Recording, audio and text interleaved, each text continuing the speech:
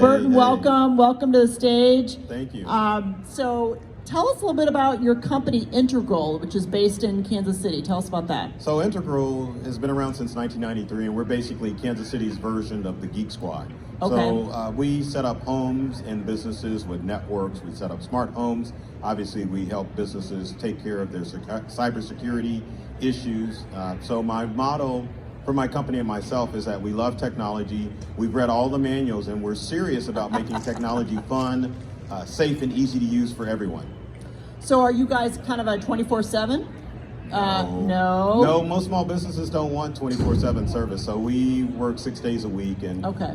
Yeah, we definitely, are there for the most part to help people take care of all their computer issues and needs. So are most of your customers then kind of on a plan? Are they member? You know what I mean? I know what you're saying, yeah. So we are break fix, which means customers can call us when they need us for computer service. But we also do managed services where people are on a retainer. So we do remote, unlimited, not free, but unlimited remote support for homes and businesses, and they pay us either monthly or yearly. Well, I can imagine with COVID and the world shutting down and everybody moving to remote, you guys it's been a busy couple years, right? Well, we stay busy consistently, but yes, more people are utilizing and relying on technology on a remote basis. So the trends that we're definitely seeing are people are working remotely. We are having challenges with people getting access to fast internet service because we do work in rural areas, and it's been a challenge for people wanting to school remotely or work remotely and getting access to internet that's going to allow them to do Zoom interviews, allow them to work for their corporations from their home. So that's been a big thing. And of course, setting up remote homes as far as making sure that the internet and Wi-Fi is robust in a home environment. And it's really been a challenge because not everyone has access to the same forms of internet in rural areas as opposed to what you would have in a large city. Right, absolutely. So what are some of the especially when for some of our audience here today, when they're working with a potential buyer who wants to have a home office or plans to do a home office, what are some of the things that you'd recommend realtors really pay attention to? Yeah, the first thing would be to make sure that you're talking to your buyer or seller what internet options they have in their area.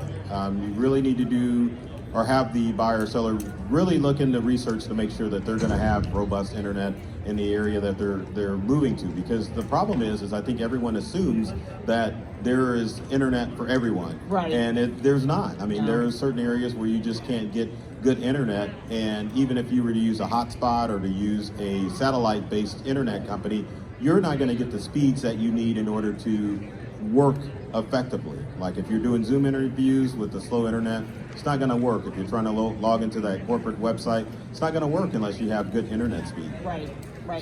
So realtors really need to talk with their buyers and sellers and maybe even help them through the journey of letting them identify what internet options are in the area so that they can help buyers and sellers make the right choice as far as if they should move in this area or if they should consider moving someplace else.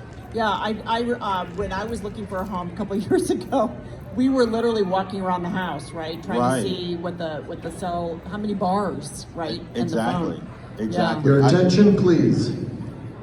The final Cash In and Win $1,000 drawing, sponsored by Center for Realtor Development, will take place at 2 p.m. in booth 1650. Okay, well that's good to know. That is good to know. It's good information. Good information.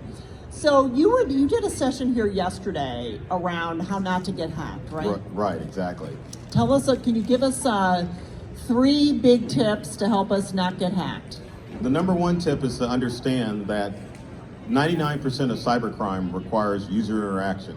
So any device that you own, such as a computer or a smartphone, is perfectly safe from all of the cyber criminals out there. It takes for you to click on a link, whether it be through email or a text message or responding to a voice phone call in order for you to have your information compromised, because criminals are looking to scam you. They use a process called social engineering to make you react rather than to think to those messages that are coming into your devices. Right. So people think that their devices are hacked, but in most instances, you volunteered your information to a criminal and they're able to access your information on the web. So the idea that they could just penetrate and do something without you knowing, it's usually an email that they've done. If you look at it, you really pay attention, right? And you see it's an iCloud or it's some kind of bogus thing.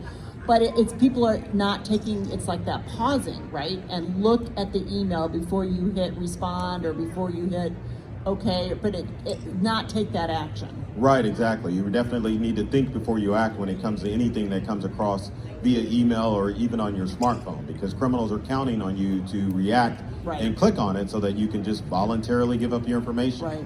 It doesn't take a lot of work for a criminal as far as hacking to get into people's personal information. It's really easy to create a scam email, and that's how criminals are getting access to that information.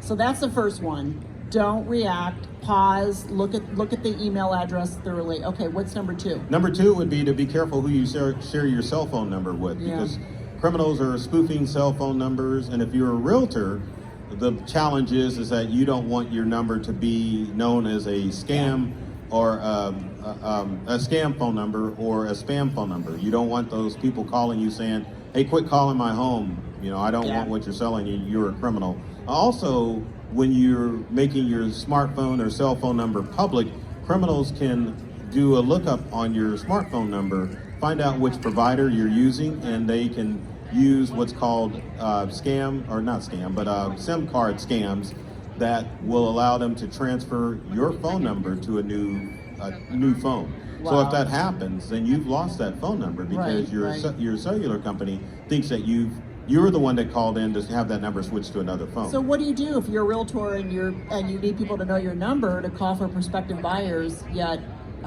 what's the solution? The solution is to either use a paid voice over IP service like RingCentral or Vonage as your real estate phone number. The good thing about voice over IP is that when you make calls to buyers and sellers or other people you deal with in your business, you just open the app for Vonage or for RingCentral and make a call that way, as opposed to using your cell phone number. Okay. And another thing you can do is set up a Google Voice or WhatsApp phone number and use that for your real estate number as well. And then just your phone number, your cell phone's only for your personal friends and family. Okay. That's right. All Yes. right. Yes. All right. You don't want to give that. Fascinating. You don't want to give that information to scammers.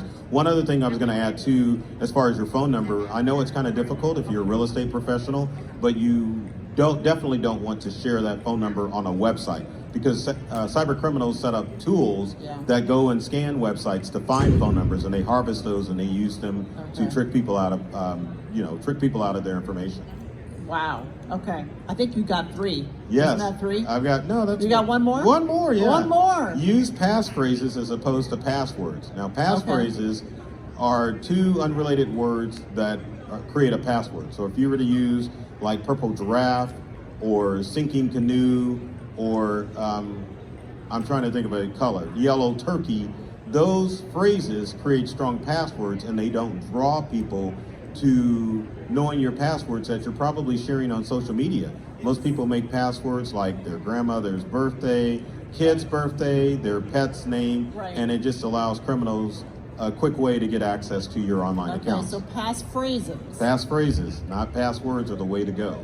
All right. Well, what if your password is required for the number and a symbol?